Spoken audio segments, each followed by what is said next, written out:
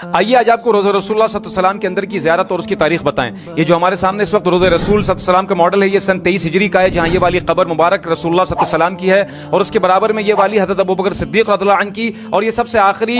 कब्र हज़रत Umar bin Khattab रज़ियल्लाहु अन्हु की है, और ये साथ में हज़रत आयशा रज़ियल्लाहु अन्हा का हुजरा मुबारक था। ये हमारे सामने इस वक्त रोज़ा रसूल का मौजूदा एक 3D मॉडल है, जहाँ आप देख सकते हैं कि ये वही पुरानी और पहली 4 कोनों वाली दीवार है जो काफी सालों बाद बोसीदा और कमजोर हो गई थी, जिस पर उस वक्त के खलीफा वलीद बिन अब्दुल मलिक की ख्वाहिश पर 91 हिजरी में हज़रत उमर बिन अब्दुल अजीज ने इसे फिर से तामीर किया, और इस खदशे से कि कहीं रोज़ा रसूल के काबे से मुशाबियत की बिना पर लोग उसका भी तवाफ न शुरू कर दें, उन्होंने ये 5 कोनों वाली दीवार, जिसे इंग्लिश में पेंटागन कहते हैं, वो तामीर करवा दी। मिस्र के एक मखलूक सुल्तान कायद ने 886 हिजरी में आसमानी बिजली गिरने की वजह से जो मस्जिद नबी और रोज़ा रसूल की इमारत कमजोर और बोसीदा हो गई थी, उसे फिर से मजबूत तरीके से तामीर किया, और साथ में पहली बार रोज़ा रसूल की छत पर एक छोटा सा गुंबद भी तामीर करवा दिया जो आज तक मौजूद है, और यहीं पे वो छोटी सी खिड़की है, तो वाहिद रास्ता है अंदर रोज़ा रसूल सल्लल्लाहु अलैहि वसल्लम तक जाने का।